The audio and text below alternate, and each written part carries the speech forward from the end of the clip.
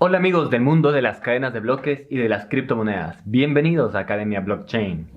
El día de hoy vamos a hablar sobre la criptoanarquía y las ideas detrás del criptoanarquismo. La semana pasada saqué un video que se llamaba justamente The Philosophy of Cryptoanarchism and the Ideas Behind Cryptoanarchy. Y es justamente la conferencia que di en Anarcopulco, en Cryptopulco, en 2020.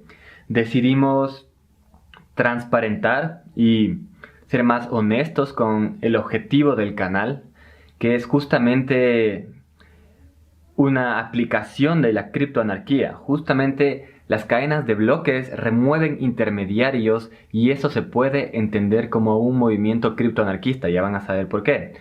Y primero tienen que saber que Satoshi Nakamoto no estaba tan lejos de las ideas de la criptoanarquía. Es muy probablemente que él haya sido un criptoanarquista también. Pueden revisar un video en el canal que se llama Las raíces del blockchain, Cyberpunk, para que más o menos comprendan de dónde viene este movimiento, cuáles son las raíces filosóficas.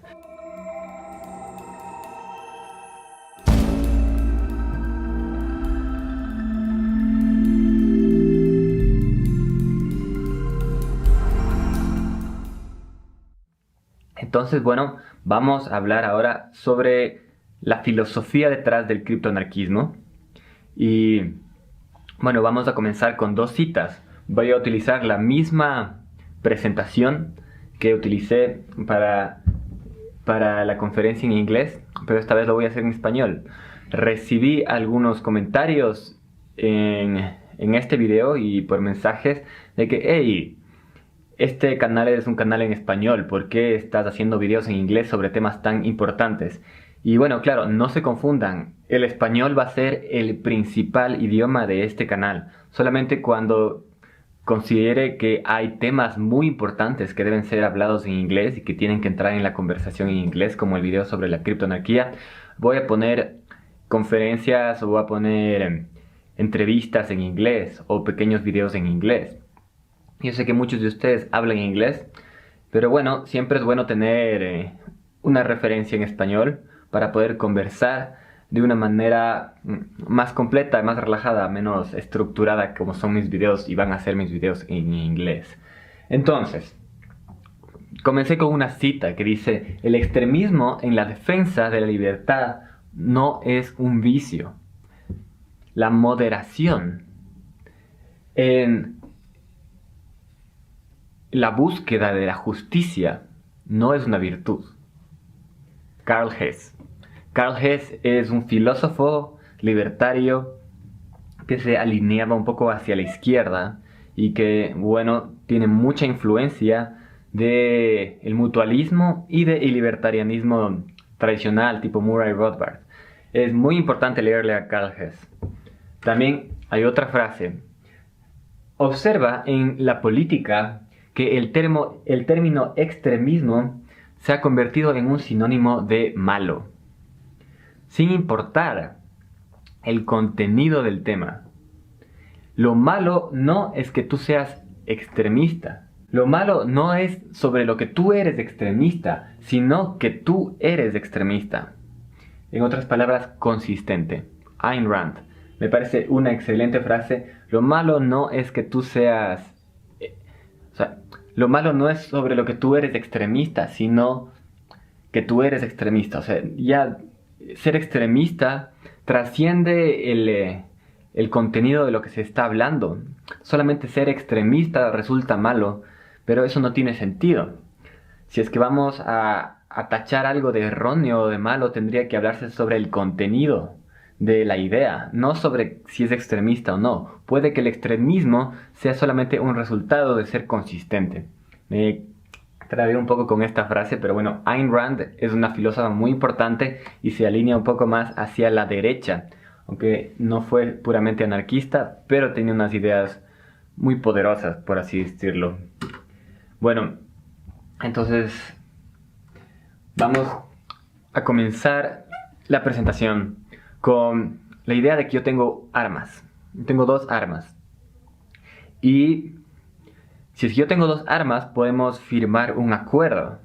Y ese acuerdo va a ser que ustedes me van a tener que dar a mí sus impuestos, el 50% de sus ingresos. ¿Ya? Si es que ustedes tienen que darme el 50% de sus ingresos todos los meses, porque yo tengo mis armas y decidimos que ese va a ser un contrato, entonces puede decirse que es un robo lo que estoy haciendo. Aunque sea apoyado en un contrato social, estoy haciendo un robo. Puede que yo utilice ese 50% para darles un parque o para darles mejores uniformes a los bomberos, pero eso no quita el acto del robo. Estoy robándoles el 50%. Puede ser que también dedique ese dinero a comprarme un avión privado o a armar una guerra en otro país. El fin de el dinero que me están dando puede ser muy oscuro, y generalmente es. Ese impuesto va al Estado y genera corrupción, sirve para corrupción, sirve para generar guerras, pero no solo eso, en su inicio es un robo. Entonces por eso los anarquistas dicen que los impuestos son un robo, y están muy bien. Pero aquí yo no quiero hablar sobre el tema de los impuestos son un robo. Te recomiendo investigar más sobre ese tema. Pon en inglés Taxation is Theft, los impuestos son un robo, hay memes por doquier sobre ese tema. Y sí, los impuestos son un robo, ¿no? Vamos a hacer una pequeña introducción al anarquismo aquí, para los que no están tan familiarizados. Pero si te pones a pensar, no hay una razón para que el Estado tenga el monopolio de los bomberos. ¿Por qué el Estado tiene el monopolio de los bomberos? No tiene sentido que sea la única institución que puede producir el servicio de bomberos. No son alienígenas, no saben nada extra que el pueblo no sabe, no tienen habilidades supranaturales. Puede que el pueblo puede producir sus propios bomberos sin la necesidad de que el Estado sea la institución que tiene el monopolio de los bomberos. Lo mismo con la moneda. Seguramente ustedes saben que el Estado no tiene que ser el dueño del monopolio de la moneda. Y ahí la razón importante de Bitcoin. Y ahí es porque Satoshi Nakamoto era un anarquista. Y separarle a la moneda del Estado significa quitarle el monopolio de la moneda. Así como le puedes quitar el monopolio de los bomberos, le puedes quitar el monopolio de la moneda. Y de la misma manera puedes quitarle todos los monopolios al Estado y hacer desaparecer el Estado. No necesita existir el Estado en ninguna de sus ramas, porque todo lo que produce el Estado puede ser producido por la sociedad civil, ya sea de manera privada. Ahí están los llamados anarcocapitalistas, o de manera comunitaria, y ahí también están los llamados mutualistas. Los dos tienen muy buenos argumentos, no vamos a meternos en ese debate, pero lo que yo creo es que puede ser producido de cualquiera de las dos maneras. Puede ser comunitario, privado, pero no tiene por qué ser público, estatal. Eso no tiene sentido, es solamente un monopolio. Bueno, cerrado ese paréntesis, continuemos. Dado que yo tengo estas armas, yo puedo decidir cuál es la ley. ¿Ya? La ley es solamente un pedazo de información. Es un algoritmo. Dice, si haces eso, esto, lo que te pasa es esto. Entonces la ley es un algoritmo. Y ese pedazo de información puede ser producido de diferentes maneras. También la forma en que producimos ley es un algoritmo. Ahora producimos ley de una manera muy curiosa.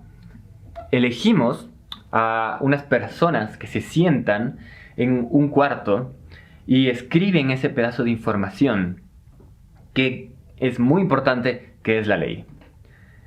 También ese algoritmo de que nosotros elegimos a los congresistas, a los legisladores, y ellos escriben la ley, ese proceso también es un proceso algorítmico, es un algoritmo.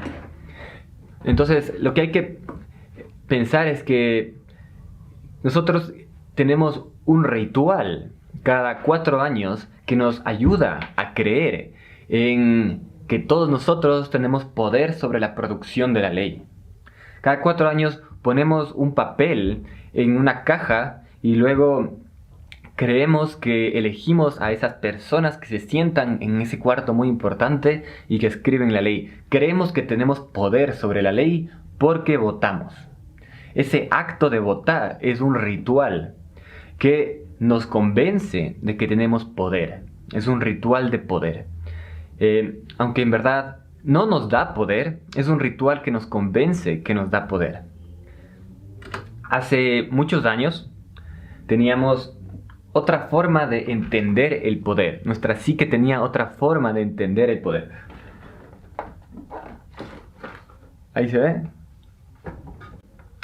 Es un rey. Es un rey que está siendo coronado por el Papa. Hace 400 años nosotros teníamos otro ritual que nos ayudaba a entender el poder. Ese ritual incluía al Papa coronando al rey. Entonces así la gente entendía de que esa transferencia de poder era divina y que el rey tenía un derecho divino sobre el trono, sobre el poder. Entonces nuestra mente lograba estar tranquila con respecto al poder gracias a este ritual. Ahora tenemos otro ritual, pero eso no significa que hemos removido el trono. Tenemos otro ritual que son las votaciones, pero ahí está el trono, está muy presente. La gente cree que con las votaciones está solucionado el tema, y ese es un poco la cortina de humo de la democracia, que nosotros vamos a votar y después salimos todos listos porque entre todos decidimos cómo funciona el poder, cuál es la ley, y esa en verdad es un ritual, es una mitología que no nos deja ver al poder directamente. Entonces tenemos una cortina de un teatro. Este es un teatro, la democracia. Nos ponen un montón de títeres que obedecen a otros poderes, pero nosotros creemos que ellos son los que nosotros elegimos porque votamos, pero no nos deja ver ese teatro al poder directamente porque tenemos toda esta mitología de el poder, de el gabinete. Y cuando ellos hablan con sus banderas, cubiertos de banderas, que es la patria es la nueva madre, ¿no? O sea, o por lo menos si ocupa un lugar de madre en nuestra psique, entonces se cubren de banderas y todo bien, ya no son seres humanos normales, son seres humanos mitológicos que tienen el derecho a ejercer poder. Y nosotros no vemos más allá de estas personas que están en el gabinete. No podemos ver quién realmente está moviendo los hilos del poder porque nuestro análisis termina en el gabinete. Y nos metemos en la mente el cuento de Trump versus Obama, como si ahí fuera el límite de nuestra vista. Ahí es el límite de nuestra vista. Nos metemos en nuestra cabeza la idea de que Trump tiene el poder, cuando en verdad Trump solamente es la cortina de humo. Nosotros no podemos ver más allá. Y ese es un problema. Ahora, lo que es interesante es que estas personas producen la ley ahora. Ese es nuestro mito, nuestro mito del siglo XXI. Así como en el siglo XIV el mito era el rey, nuestro mito es este con la patria y las votaciones. Pero esto va a cambiar. La producción de la ley va a cambiar. ¿Para bien o para mal? Vamos a ver. En el anarquismo, muchas de las personas que entienden el anarquismo lo hacen en defensa de algo que se llama derechos naturales. Si es que no has escuchado sobre los derechos naturales, básicamente quieren decir que nosotros tenemos un derecho natural sobre nuestro cuerpo y sobre nuestra propiedad. Hay muchas deducciones. La tradición ius naturalista viene desde Aristóteles, pasa por Tomás de Aquino y llega a Murray Rothbard en resumen. Y también por el otro lado, ¿no? También en el lado de la izquierda también se cree en derechos naturales. ¿Ya? Y lo que dicen es que nosotros tenemos un derecho natural sobre nuestro cuerpo y sobre nuestra propiedad, sobre lo nuestro. Entonces, ¿cómo tenemos un derecho natural sobre eso? El Estado que nos roba coercitivamente el 50% de nuestros impuestos es algo antinatural y por ende no debe existir. Entonces esa es una rama del anarquismo, es una plataforma filosófica que se ha utilizado para el anarquismo, ¿ya? Pero en verdad eso no existe. Los derechos naturales no existen, no hay derechos naturales. Creer en los derechos naturales es creer que hay algo en nuestra naturaleza que nos puede dictar qué es correcto. Pero en verdad nuestra naturaleza es muy compleja. Nuestra naturaleza no dicta dentro de sí misma qué es correcto. Decir que los derechos naturales son naturales es como decir que un oso es vegetariano. Un oso no es vegetariano, un oso también es carnívoro. Entonces, un oso es omnívoro. De la misma manera, nuestra psique, nuestra psicología no es unidireccional. Ver nuestra psicología como unidireccional es un error, es un reduccionismo de una psique muy compleja, que es la que tenemos. Para los que se están perdiendo un poco aquí, a lo que voy es que los derechos naturales no existen. Por ende, todas esas ramas del anarquismo que se apoyan en el derecho natural para justificar la eliminación del Estado, en verdad no se apoyan en una base muy sólida. Hay que entender que los derechos naturales no existen. ¿Ya? Vamos un poco más allá. Él es Tomás de Aquino. Él es un libro muy famoso de Hans Hermann Hoppe y este es un libro muy famoso de Murray Rothbard. Ah, no, aquí están los dos libros de Hans Hermann Hoppe. Ah, no, este es de Murray Rothbard con introducción de Hans Hermann Hoppe. Bueno, ellos dos vienen de una rama del anarquismo que se llama anarcocapitalismo. Yo no soy muy fan del anarcocapitalismo, pero creo que tiene la filosofía más sólida y más estudiada, porque quizás la izquierda, la filosofía anarquista de izquierda como que se ha quedado un poco atrás. Entonces por eso mi diálogo es con la rama anarcocapitalista. Aunque yo no soy anarcocapitalista, para los que entienden, hay el mutualismo que es también muy bien y muy fuerte, aunque creo que tiene el mismo problema. ¿Cuál es este problema? Es que creen que dentro del humano hay una naturaleza que tiene que ser desenterrada y que deriva inevitablemente en el anarquismo. Se pueden entender, si saben de John Locke, por ahí están los derechos naturales, ¿no es cierto? Y ya comienzas a entender. Entonces, para mí eso es un error. Desde la filosofía criptoanarquista, esto es un error. Pues te da la idea de que el anarquismo es algo que hay que desenterrar, que está enterrado en algún lugar debajo de la civilización y que hay que desenterrar. Y en verdad no es así.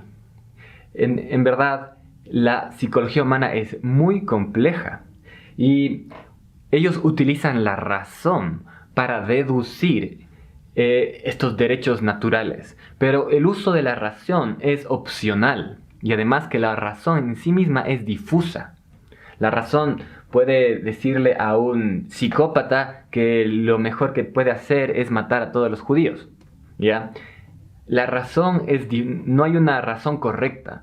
Hay una razón para una persona y una razón para otras personas. Entonces, la razón es difusa y además es opcional al momento de determinar cuáles son los derechos. Si ustedes son abogados, saben seguramente esto es la base del iusnaturalismo. Y por el otro lado está la teoría de que los derechos vienen de los que escriben las leyes. Tampoco es esa la verdad. No hay derechos porque un legislador se inventó una ley. El derecho viene desde más profundo, totalmente de acuerdo.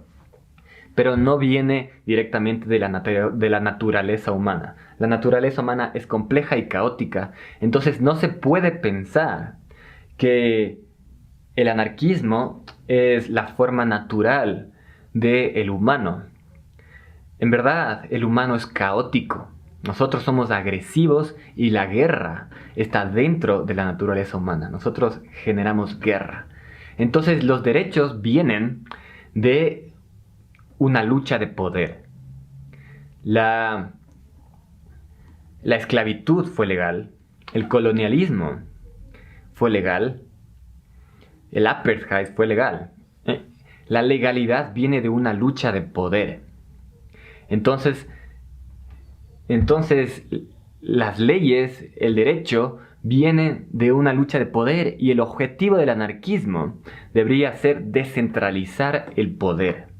Entonces, esa es la base filosófica del criptoanarquismo. Es un cambio filosófico profundo en el entendimiento del anarquismo. Esto.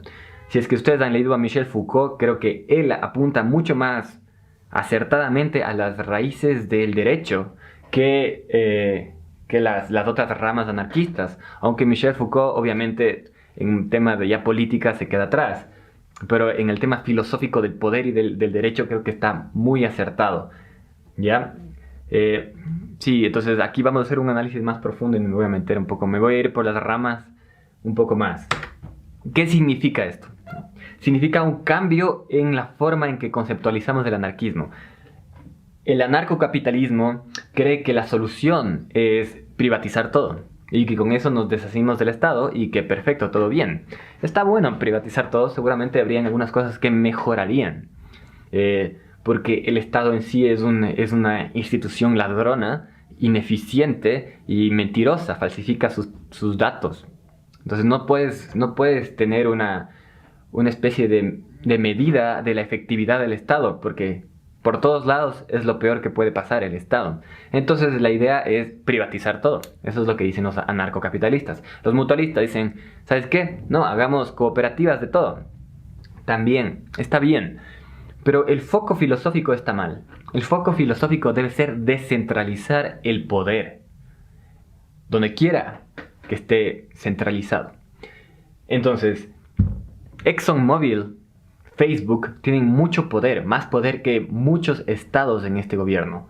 Bayer, Coca-Cola, Monsanto tienen más poder de el que te puedes imaginar. ¿Ya? Google tiene toda la información.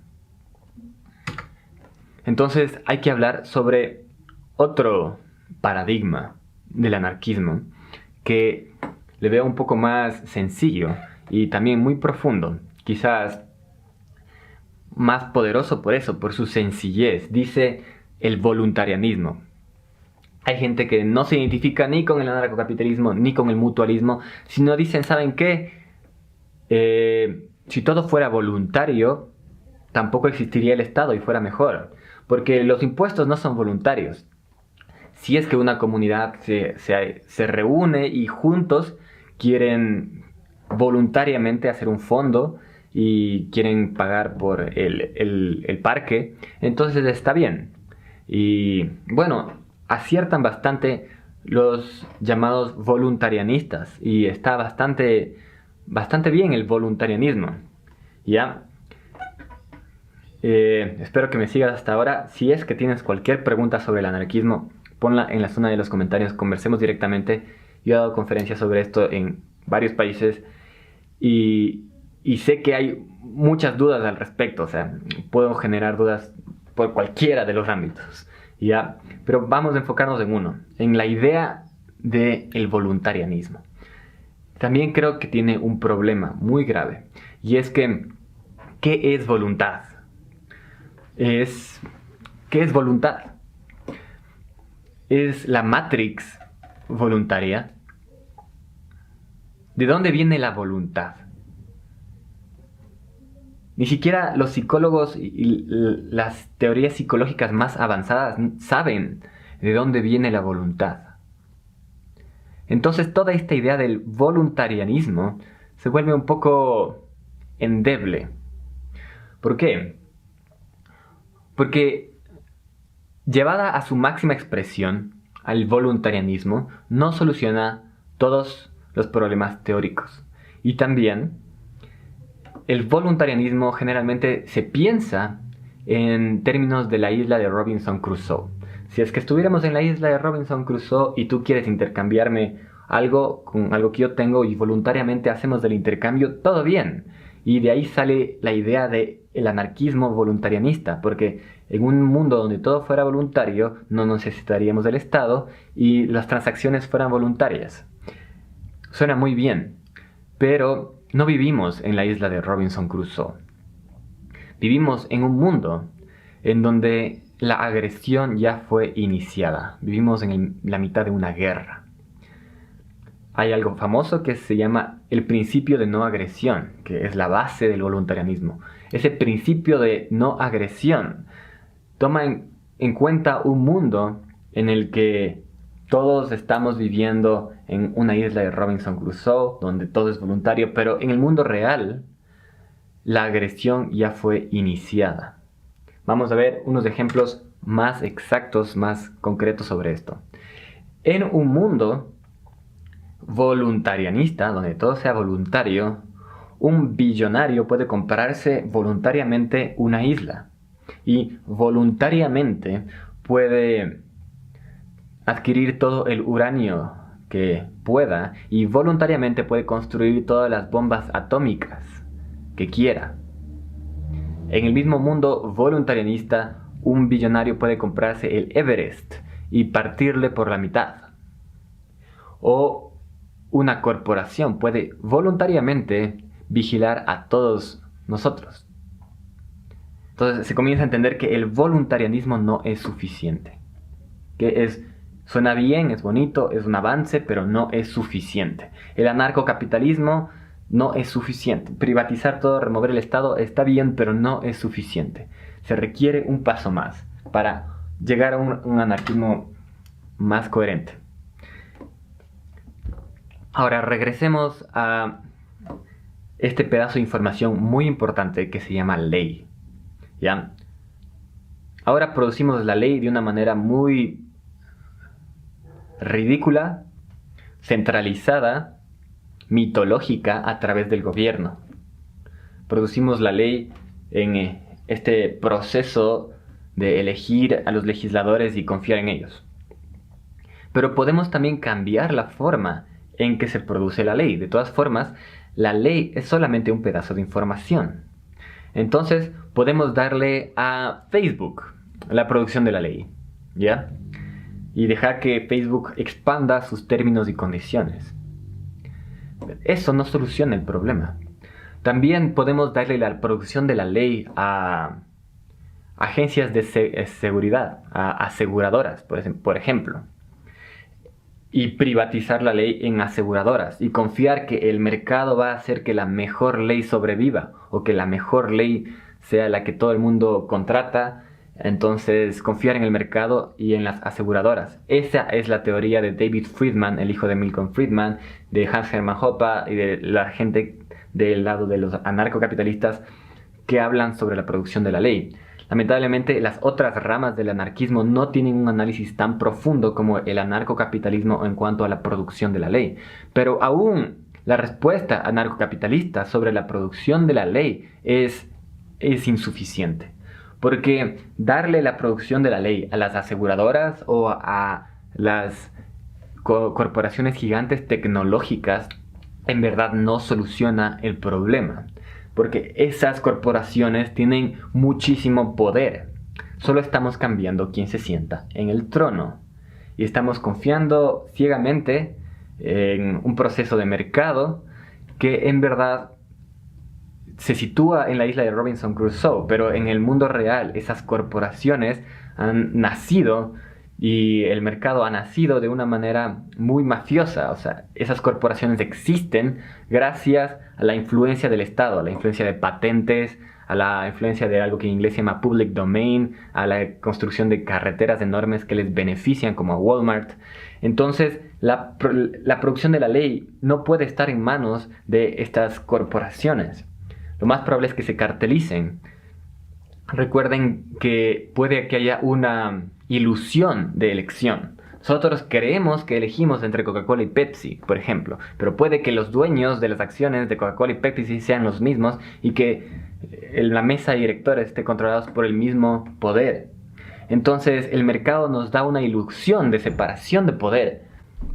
Y esa ilusión de separación de poder puede no ser algo tan trágico en el caso de la producción de manzanas. Digamos que hay una persona que tiene más del 50% de las acciones en dos corporaciones de manzanas y la gente cree que elige entre la una o la otra, pero en verdad él decide qué pasa en las dos corporaciones de manzanas. Eso no es tan nocivo en la producción de manzanas, pero si es que nos ponemos a pensar, ok, si tenemos una ilusión de elección entre Google y Bing, creemos que, bueno, si no te gusta Google, puedes utilizar Bing. Ahí hay una ilusión de elección, cuando en verdad los dos venden los datos a la NSA, o los dos venden los datos a cualquier otra persona, o a Palantir, por ejemplo. Entonces, hay un problema con creer que el mercado va a solucionar el tema de la producción de cosas muy delicadas como la ley. Entonces, no podemos confiar en la privatización de la ley. Así, nomás, así por así. Puede que los términos y condiciones de Microsoft sean igual de graves, igual de draconianos que los términos y condiciones de Google.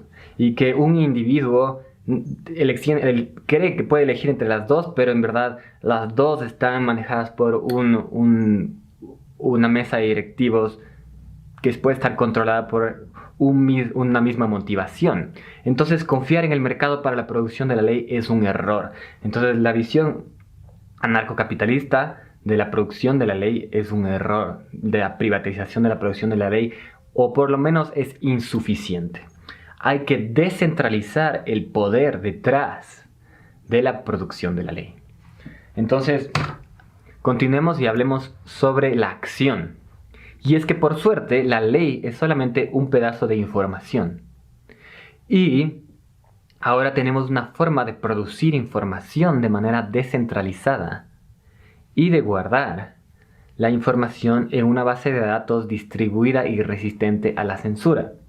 Entonces podemos dejar que la gente produzca su ley y que guarde esa ley, esa información, en cadenas de bloques. Vamos a analizar esto con un poco más de detalle. Y es que en el futuro la ley va a estar guardada en cadenas de bloques. No hay duda sobre eso.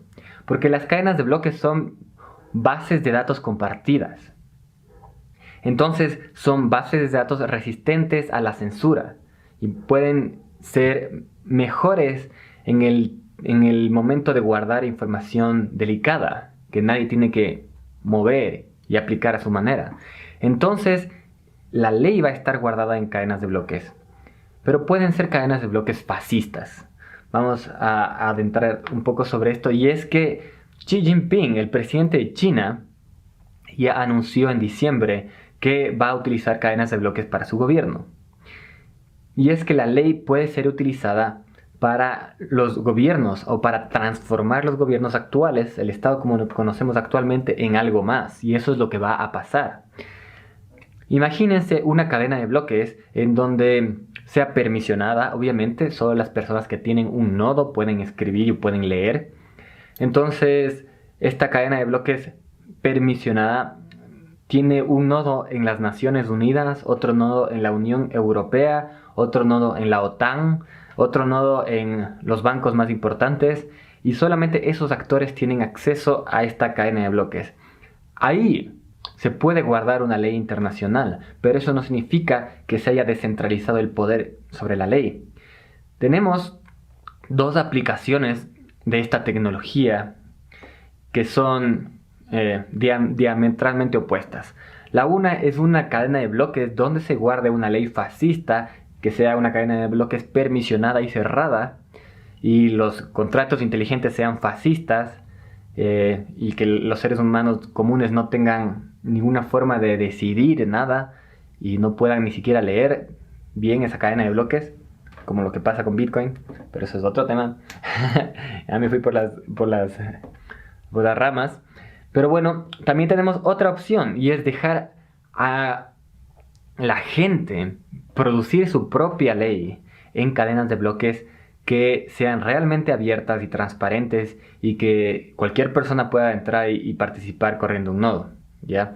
Entonces tenemos dos tipos de cadenas de bloques que van a existir en el futuro, y una de ellas es realmente valiosa, pues permite a la gente producir su propia ley. Recordemos que la ley es solo un pedazo de información, y esa esa ley puede ser seguida por diferentes personas. Entonces estamos descentralizando la producción de la ley de una manera mucho más efectiva que solo privatizándola y entregándola a agencias de seguridad o agencias de seguros. Estamos descentralizando realmente la producción de la ley. Ese es el objetivo. No es algo tan difícil de imaginar si lo comparas con los protocolos que surgen de manera espontánea en edificios o en urbanizaciones. Las comunidades que viven en edificios se juntan y generan protocolos en donde ellos deciden qué pasa con la seguridad que vamos a hacer, si vamos a hacer algún evento por Navidad, o cómo manejamos el parqueadero, o las urbanizaciones que se juntan y generan protocolos en donde deciden que la piscina de la urbanización va a estar disponible estas horas. Entonces la ley se genera de manera espontánea, no gracias al Estado, se generan de manera espontánea, y la forma en que guardamos esa ley puede ser descentralizada con cadenas de bloques. Y ese es el objetivo. Y un poco, si quieren ir un poco más allá, se puede también aplicar el concepto de DAO, de organizaciones autónomas descentralizadas. Dash siendo una de las primeras que puso esto sobre la mesa. Y es una organización autónoma descentralizada, es en sí misma una forma de gobierno que le puede generar un bypass al Estado. Entonces, ese es el real poder de las organizaciones autónomas descentralizadas, de las DAOs. Y bueno, creo que en el futuro podemos ver esto si es que generamos comunidades que creen su propia ley y que creen DAOs y que se suscriban a esas DAOs. Entonces pueden rebasar al Estado y pueden generar su propia ley. Eso me parece excelente. Ese es el real objetivo, la descentralización del poder detrás de la ley. Bueno, hay que ir un paso más allá, hay que ir un nivel más profundo, porque aún si es que logramos remover al Estado de la producción de la ley, o logramos generar una ley que le haga competencia a la ley del Estado, sin las armas no podemos coercionar a la gente para que siga a esa ley. Las armas son el poder en su esencia. Entonces tenemos que pensar en que un movimiento anarquista tiene que encargarse del tema de las armas. Tiene que pensar en armas, porque las armas en el fondo deciden cuál protocolo sobrevive. Sin las armas, la ley que sea producida de manera descentralizada va a tener que sobrevivir en las sombras, como Silk Road. ¿Ya? Las armas son lo que decide cuál protocolo sobrevive. Para hacer una cita a Cersei Lannister de Game of Thrones, las armas, es que hay una escena muy buena en Game of Thrones en donde se acerca un personaje que es un espía, es un buitre, tiene mucha información. Él le dice a Cersei Lannister, "Information is power". Y Cersei le responde, después de pedirle a sus guardaespaldas que le corten la cabeza, y le dice, "No, esperen, power is power". Me encanta esa escena porque nos deja ver que las armas son en verdad el poder, son la esencia del poder. Entonces, si es que queremos descentralizar el poder, tenemos que tomar las armas, ¿ya? Por suerte hay cosas como la impresión 3D. Cody Wilson subió un código de una pistola y ahora hay como imprimir armas. Eso es muy importante. La impresión 3D es algo criptoanarquista por excelencia, pues rompe los modelos de negocio de muchas corporaciones, rompe con las patentes y descentraliza el poder de diferentes maneras. Una de las maneras más importantes, o quizás la manera más importante de descentralización del poder que genera esta impresión 3D, es justamente las armas. Sin las armas, los protocolos que se generan de manera libre van a tener que sobrevivir en la oscuridad, de una manera secreta. ¿Ya? Y hay algo que hay que decir aquí, y es que probablemente no tengamos mucho tiempo más. Porque tú puedes abrirle la cabeza o digamos tú puedes abrirle los ojos a un soldado o a un policía. Puedes convencer que no mate a la gente. Puedes decirle al policía, hey, deja de ser tan fascista. Pero tenemos una pequeña ventana de oportunidad. Hasta que esas armas sean quitadas, sean removidas de las manos de los policías y de los soldados y sean entregadas a robots. Este es un movimiento que ya existe en la realidad y que nos plantea una ventana de oportunidad. Porque cuando las armas estén en las manos de los robots se va a complicar muchísimo más. No hay cómo abrir la mente de un robot. ¿Ya? Entonces, este estado tecnocrático del cual estoy hablando es algo que ya está en construcción ahora. Por eso esto tiene un tono de urgencia. Hay que tomar las armas, hay que imprimir armas de alguna manera o hay que abrir la mente de la gente. Entonces vamos a un nivel más profundo de resistencia. Este nivel es el de la conciencia. En el fondo, la lucha es una lucha por la conciencia de la gente, por despertar a la gente que se dé cuenta de que el Estado no es necesario. Y desde el otro lado, las personas que tienen el poder justamente luchan por mantener dormida a la población. Entonces es una lucha por la conciencia de la gente. Los tres niveles de lucha, de resistencia más importantes en mi opinión son entonces el tercero, la información. Debemos descentralizar la producción de la ley. Debemos descentralizar el Internet. Segundo, es las armas. Tenemos que conseguir armas. Serge Lani tiene el poder muy claro. El poder es poder. ¿Ya? Tenemos que conseguir armas. Y el nivel más profundo es la mente. Tenemos que despertar a la gente. Tenemos que hacer que la gente se dé cuenta de que el Estado no es necesario, de que necesitamos descentralizar el poder, de que las corporaciones no son necesariamente benignas y que puede que haya un poder que maneje esas corporaciones que no desee lo mejor para la población y puede que ellos tengan una agenda también. Entonces necesitamos despertar a la gente. Ahí están los tres niveles de resistencia más importantes. Pero regresemos a la información. ¿Ya? La información es algo que hay que pensar más en el mundo que estamos. No hemos tenido el tiempo como generación para meditar sobre la información lo suficiente. Y bueno, la información está siendo sumada en servidores. Si tú tuvieras toda la información del mundo, podrías simular el mundo en tiempo real. Por ejemplo, ustedes se acuerdan el mapa de Harry Potter. Harry Potter tenía un mapa en donde podía ver dónde estaban cada uno de sus compañeros y cada uno de los profesores en Hogwarts, que era su colegio. Y ese mapa le daba a Harry Potter un poder increíble sobre Hogwarts. Ahora, nosotros con estas máquinas, estos pequeños devices de espionaje, estamos construyendo algo mucho peor que el mapa de Harry Potter. Toda la información de nuestros celulares, nuestras ubicaciones, obviamente, y todo lo demás, también las cámaras de las calles, los micrófonos de todo lo de nuestras computadoras, está siendo agregado en servidores. Y quien quiera que tenga el acceso a esa información, o cualquier institución que tenga el acceso a esa información del mundo, puede simular el mundo en tiempo real. Y con la simulación viene la predicción. Se puede predecir cosas si es que tienes acceso a toda la información. Y con la predicción viene la experimentación.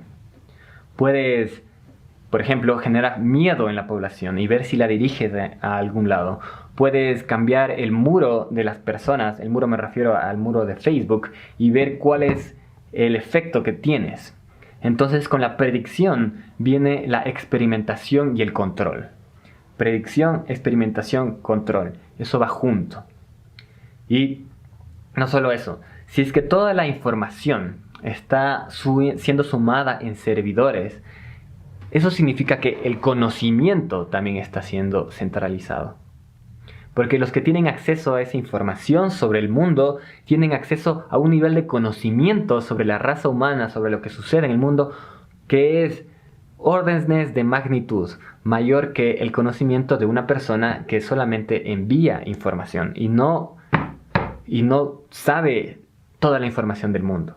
Entonces, el conocimiento está siendo centralizado, obviamente el poder también.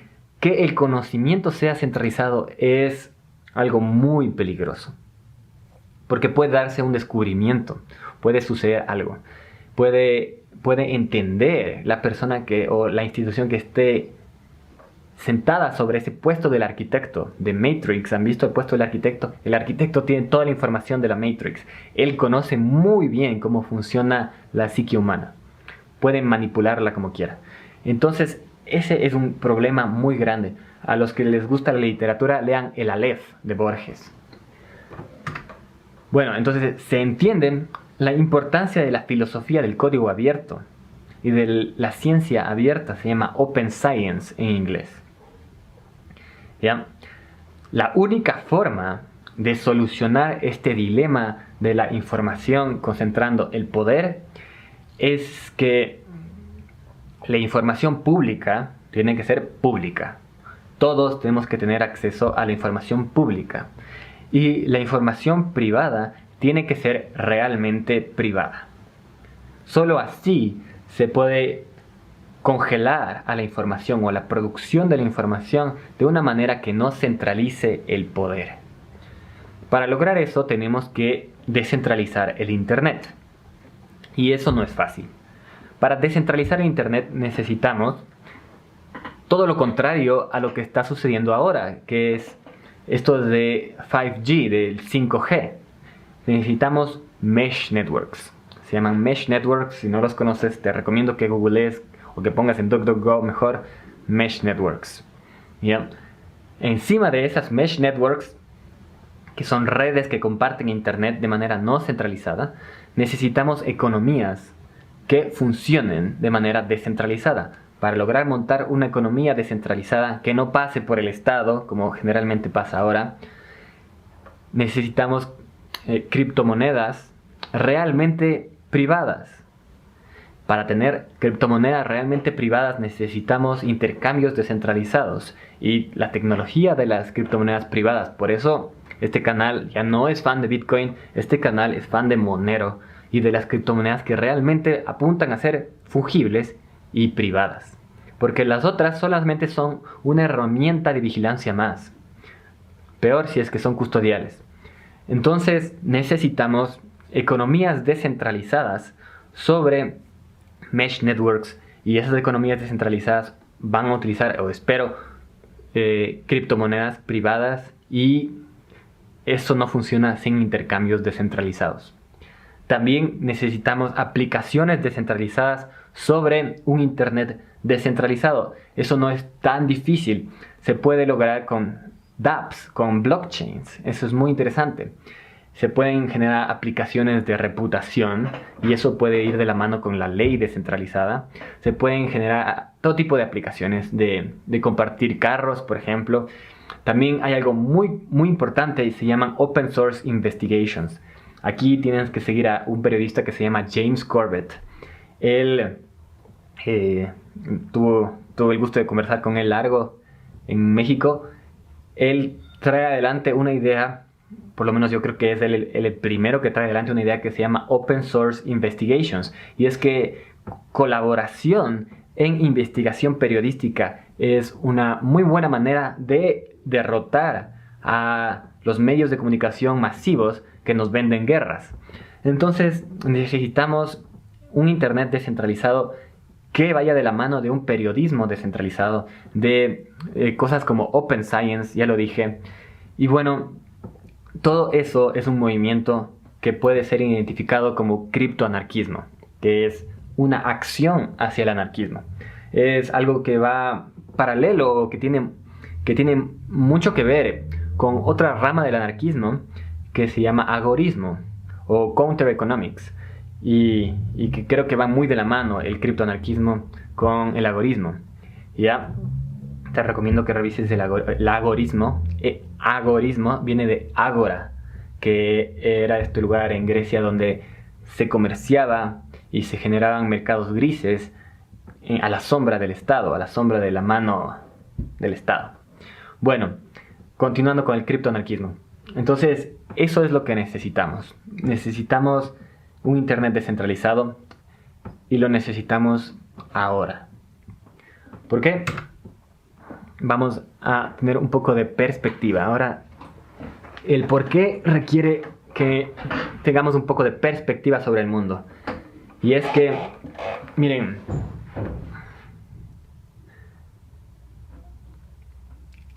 alguien botó una bomba en Hiroshima después de ver lo que pasó en Nagasaki. Esas personas ganaron la guerra. Para ellos, botar una bomba atómica en el medio de una ciudad vale la pena. Ellos quieren la hegemonía, quieren el poder total, el control total, y están dispuestos a hacer cualquier cosa para tomarlo. ¿Ya? Entonces, ellos ganaron la guerra. Y hay que hablar un poco más sobre esa lucha de poder de la cual estábamos hablando. Y es que detrás de los países está el real poder. La gente tiene esta errónea idea de que la geopolítica se divide en países.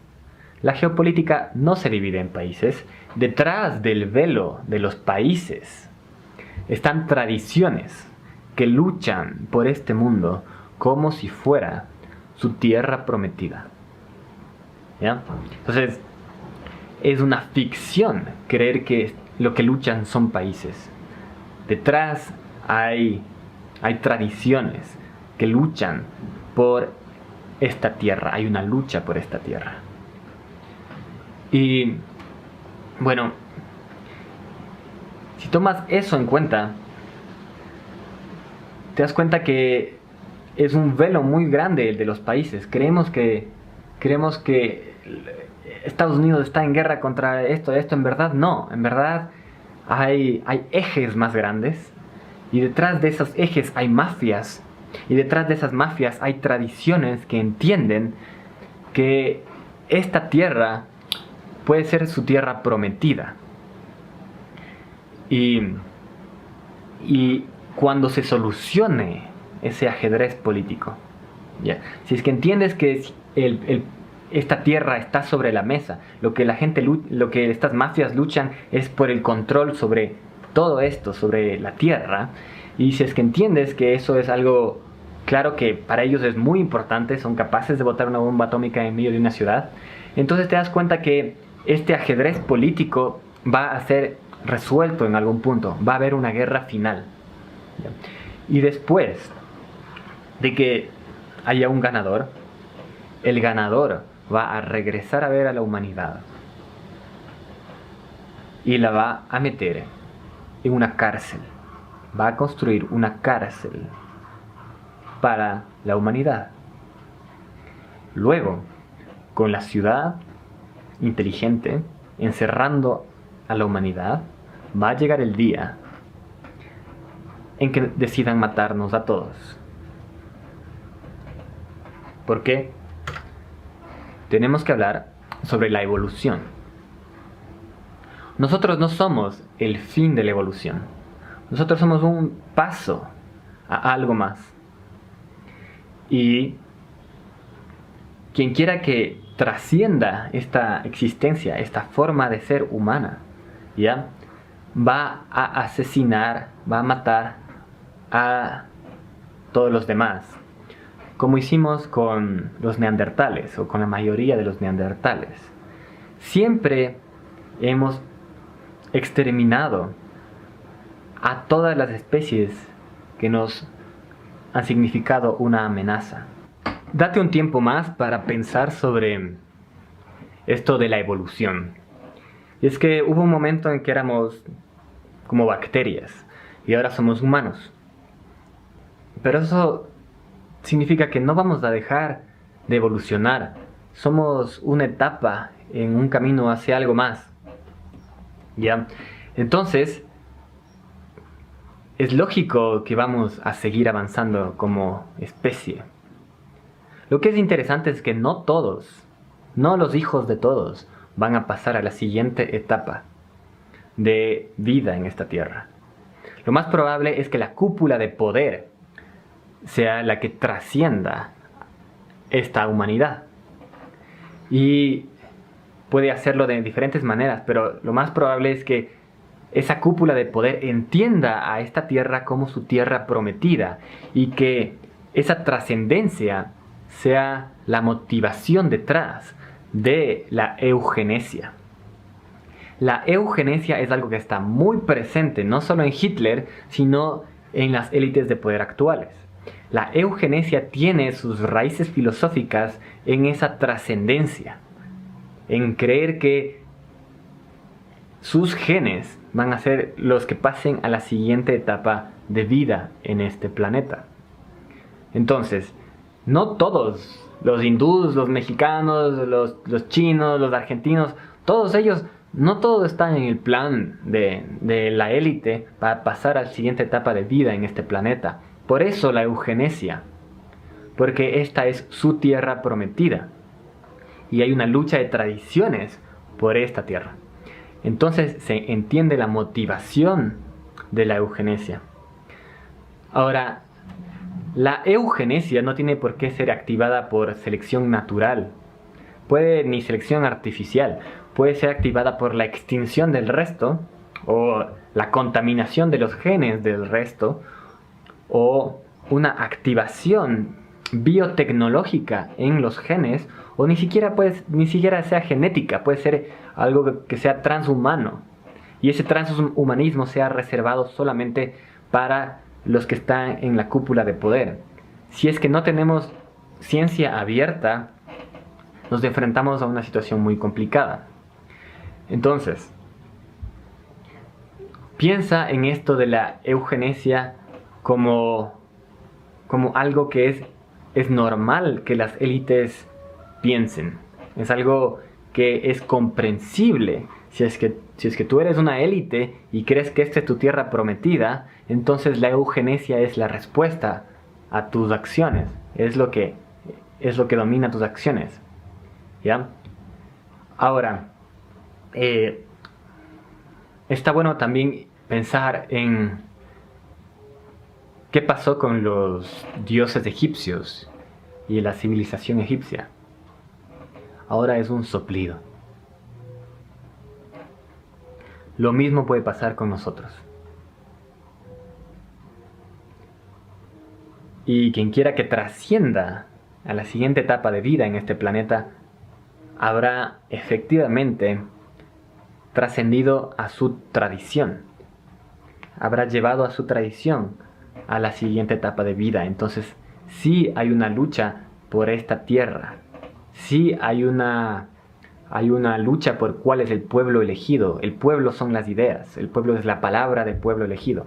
Y eso está sobre la mesa. Te puedo hacer una pregunta retórica. Si tú descubres la cura para la mortalidad, si tú descubres la forma de desbloquear la mortalidad, la inmortalidad, si tú descubres la cura para la mortalidad, si tú tienes eso, ¿harías de eso un código abierto? ¿Lo compartirías con todos? Seguramente sí, si es que eres buena gente. Cuando hablo sobre criptoanarquismo, hablo sobre una rama del anarquismo que entiende que el anarcocapitalismo, la privatización de todo, no es suficiente, no soluciona las cosas. También entiende que el principio de no agresión no es suficiente, no se frena en el principio de no agresión. pues el principio de no agresión puede ser una cortina de humo filosófica. No vivimos en la isla de Robinson Crusoe, vivimos en un mundo en donde la agresión ya fue iniciada. El criptoanarquismo entiende que hay que descentralizar el poder, donde quiera que esté centralizado, y ese es el objetivo. Entiende que el poder, en el fondo, es eugenésico, pues tiene un entendimiento profundo sobre el poder y las motivaciones del poder. Es una antropología del poder, por así decirlo, de donde salen estas teorías del criptoanarquismo. Y de ahí surge el entendimiento teleológico del poder. ¿Qué significa teleológico? Que se ocupa de los fines, ¿ya? Y entiende que hay esta característica eugenésica del poder. Y entonces el criptoanarquismo entiende que necesitamos descentralizar el poder ya, ahora, es el momento.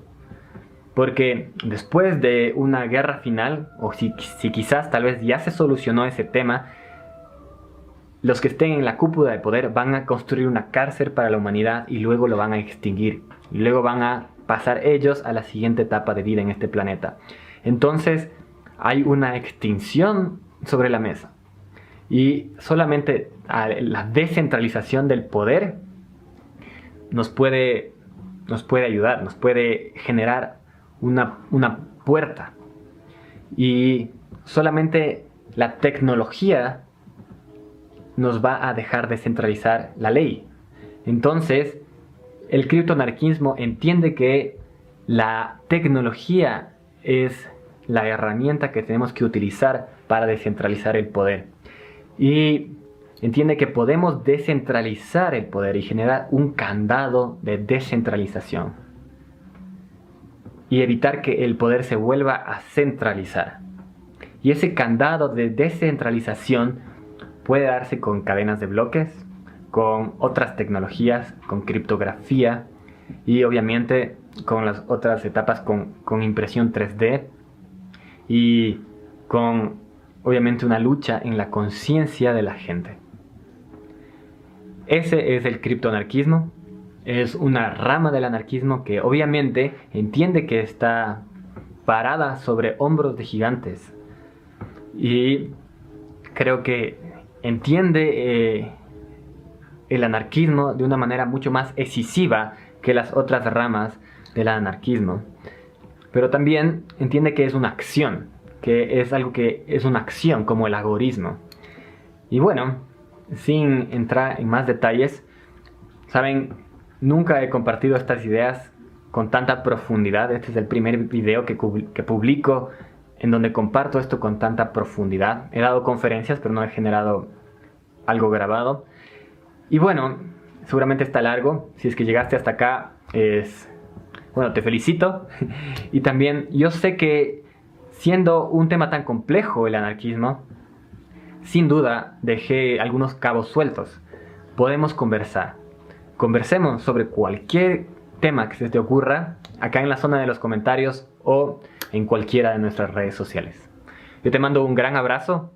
Estamos en contacto. Chao.